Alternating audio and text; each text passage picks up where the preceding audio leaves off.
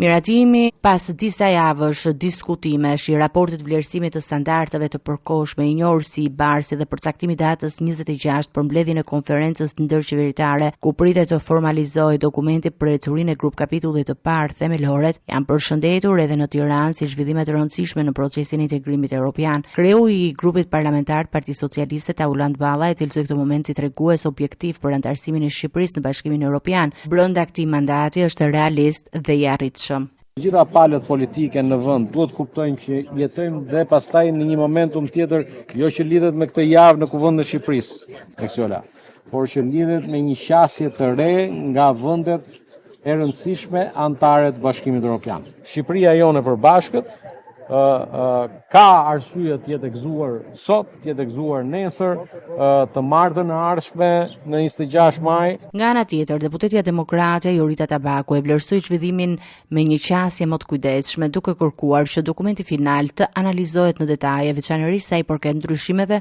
që mund të ketë pësuar gjatë negociatave. Neve do bëjmë bashkë diçka. Kemi draftin e parë të Common Position Paper të para 5 muajve. Do presim draftin e dytë që do dali ditën e premte dhe ne do bëjmë bashkë krahasimet.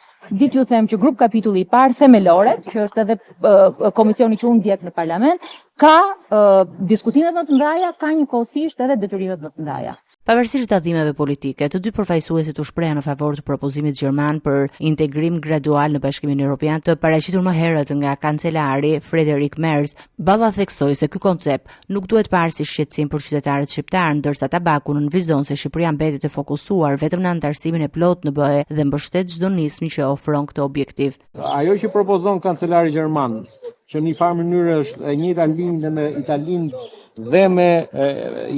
dhe me Austrinë, dhe që mendoj që do të jetë edhe Franca pjesë e kësaj qasje, ka të bëjë me pjesën që vjen më pas, pra me ratifikimin. Që procesi i ratifikimit është një proces i gjatë, kërkon përfshirjen e parlamenteve, mund të kërkojë edhe përfshirjen e popullit me referendum. Ati u diskutua gjatë për momentin në cilën ndodhen Shqipëria, u diskutuan dhe u ngritën shqetësime edhe për vonesat e 5 muajve të fundit, po njëkohësisht edhe për faktin që ky proces kërkon vullnet politik. Dhe vullneti politik në këtë moment është jashtëzakonisht i rëndësishëm. Këtu nuk e lidh vetëm me imunitetin e zëvendës kryeministres, e cila ka qenë tema e ditës dhe ka qenë arsyeja sepse ka pasur 5 muaj bllokim të i-barit, por e lidh njëkohësisht edhe me shumë iniciativa të tjera dhe ligje të tjera të cilat diskutohen çdo ditë. Në këtë pikë të përbashkët, si majoranca ashtu dhe opozita theksuan se roli i opozitës është i pazëvendësueshëm në procesin e integrimit evropian dhe në garantimin e një procesi transparent dhe gjithëpërfshirës.